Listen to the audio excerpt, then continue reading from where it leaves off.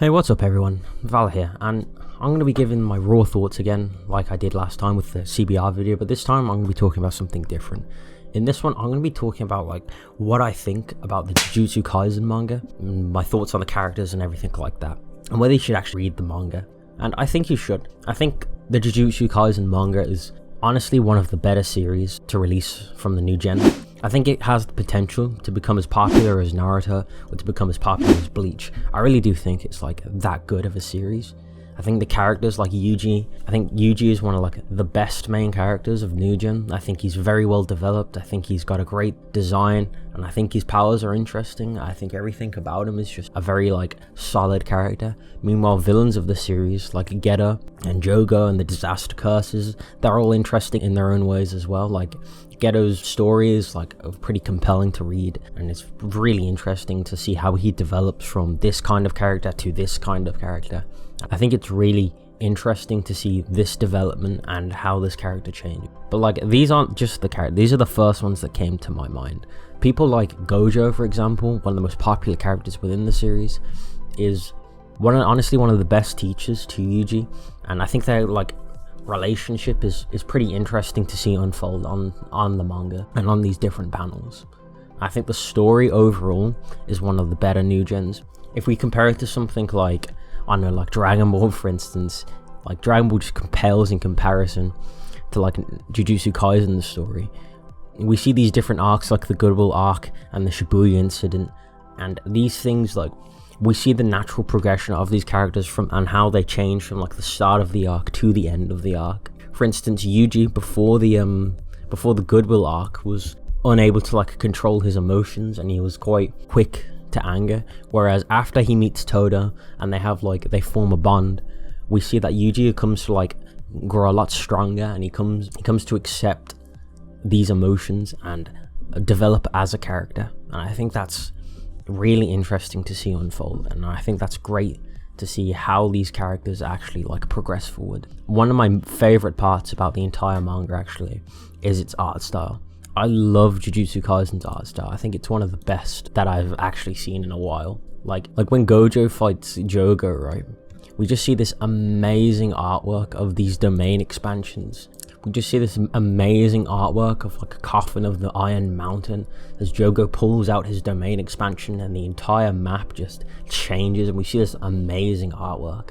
Or when Mahito pulls out his Mahayana prison, and we just see this amazing design of intricate hands collapsing in on each other, and we just see Nanami reacting to this in pure shock. It's honestly just amazing to see these different domain expansions, and it's honestly one of the highlights of the entire series is seeing who will get a domain expansion and how it affects the characters, how they escape the domain expansion, and how they deal with the person who hasn't. Do they beat him before he can get it off? Do they fight inside the domain expansion, or do they pull out their own domain expansion to counter the opponents? And it's really interesting to see these battles unfold, because even though the domain expansion is almost an auto win, right, the characters react to this, the mere concept of domain expansion, by going all out and trying to stop them. And we see these plans develop and change as each character figures out a way in their own way to defeat the domain expansion. So she's Yuji comes up with a pretty interesting way after seeing something happen. He realizes, oh, I can use this later on, and when a domain expansion is pulled up upon him, he uses that, and we see it's immensely effective, and we see Yuji really be able to defeat these different characters, even though he should logically be quite weaker than them.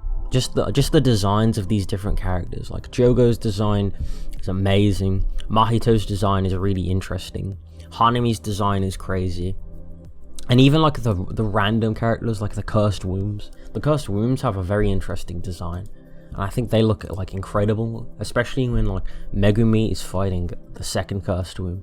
This guy looks amazing, even though he's one of the first people they ever encounter as a villain. But even then, people Geto's design, for instance, we see his design change from when he was younger to when he was older, and we see it reflected in how he comes at these different characters. And I think Jujutsu Kaisen is one of the easiest mangas to understand and know what's going on.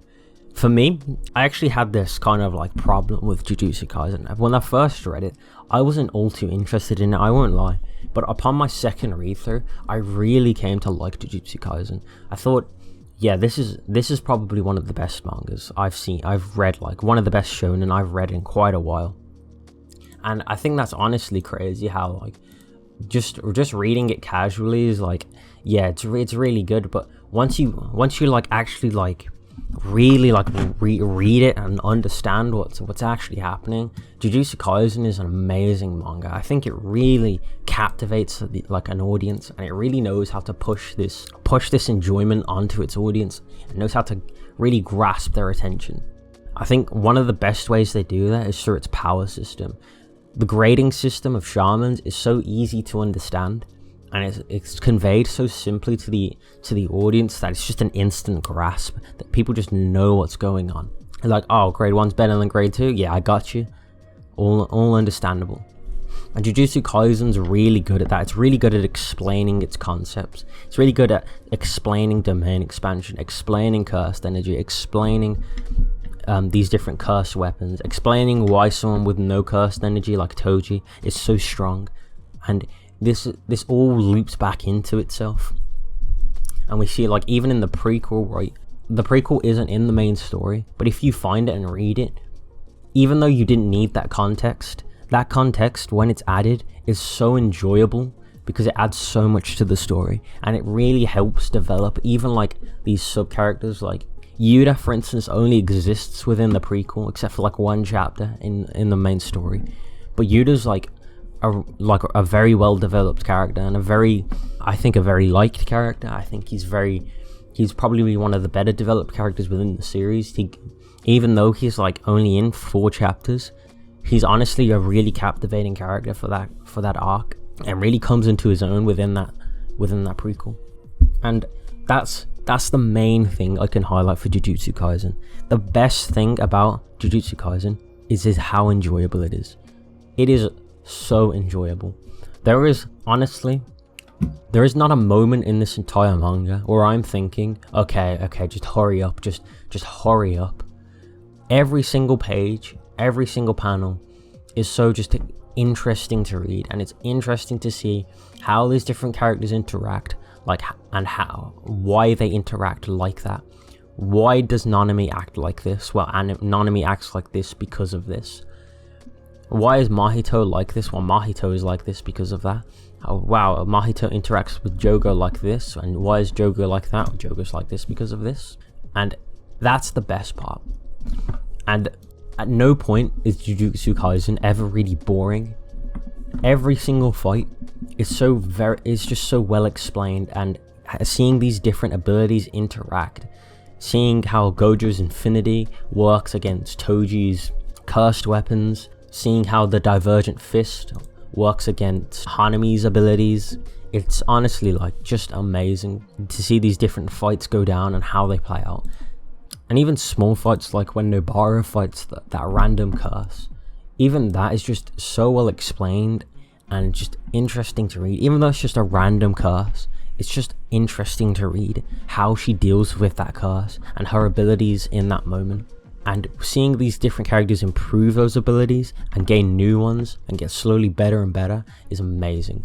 And I really think it goes to show just how well thought out and well executed Jujutsu Kaisen's concept actually is. All the different special grade curses have a purpose. They're never wasted.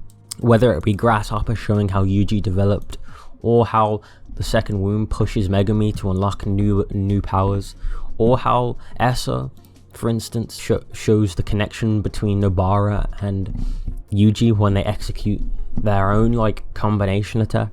Each character in this entire series has a purpose and fulfills that purpose really well, and really shows to the audience how no matter who it is, they do tie into the story in some way and they do have a purpose. It's not like the problem I have with regular shonen, right, is that the characters feel unbeatable, and not in the sense that like they're just way too strong. I feel like no matter what they do, they will always win that fight. You're never like fearing for a main character's life or for a side character's life, really.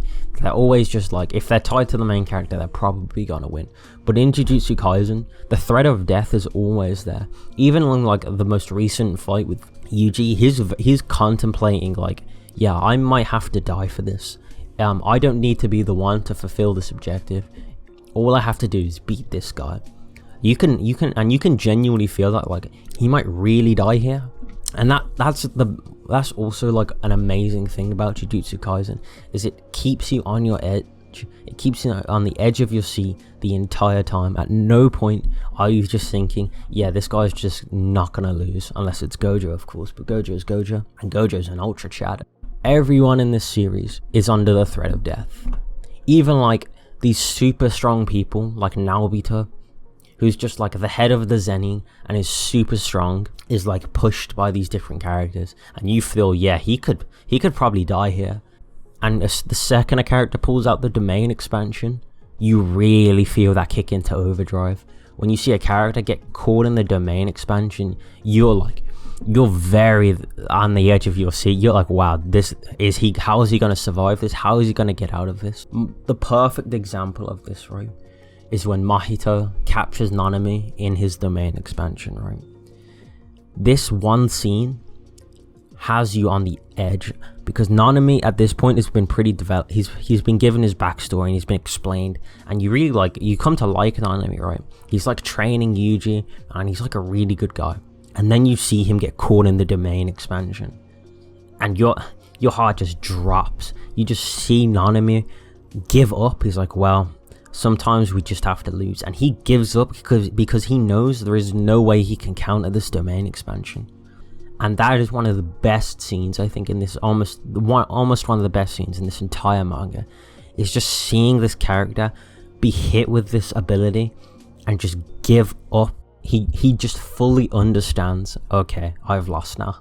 But then Jujutsu Kaisen just manages to one-up itself, and it manages to pull you back into the action immediately when Yuji uses that aforementioned way to defeat domain expansions to save Nanami. And it's such an amazing scene, because up to this point, Yuji had been getting like bullied by Mahito. He'd seen like these terrible things that Mahito has done, and he's been forced to do these things because of Mahito. So when he gets this payback on Mahito, you really connect with Yuji as a character and understand that, yeah, that felt good. That felt good to see Yuji do that. It felt good to see Nanami get out of that. And later on, even when Nanami gets like hit by a second domain, we see how he's improved from that first time. This time he's not giving up. He's still fighting even when he's caught in another domain expansion. And it's just amazing to see that, and it's really great.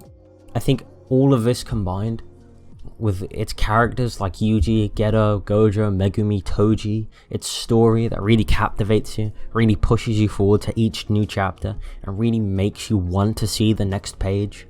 Its art style, which is simple, yet conveys everything it needs to, the impact, everything, the speed, makes you understand. It's easy to understand. That is the best thing I can say about Jujutsu Kaisen. It is so easy to understand and so easy to push forward with, because it knows how to get your attention from this chapter to that chapter, and so on and so on. From chapter 1 to chapter 111, which is the current chapter as of right now, I felt there was no time in between where I wanted to skip a chapter. There is, even on my second read through, there is no point where I was like, this is irrelevant, I can just skip to the next chapter. Every single page, every single panel is worth reading, and that's all I can really say for Jujutsu Kaisen. It's one of the best new gens, and I highly recommend everyone who listens to this goes out and reads it on Viz or another legal reading platform. Myself, I have plans to make a new Jujutsu Kaisen video sometime in the future. Maybe after I make my next KNY video, who knows. I do definitely plan to make one though. Definitely like explain some maybe cursed energy, or like see who would win between Mahito and maybe Jogo, who knows. If you want to see that, be sure to let me know, and make sure to make the video. That's me done, and I'll see you all next time. Thanks for listening.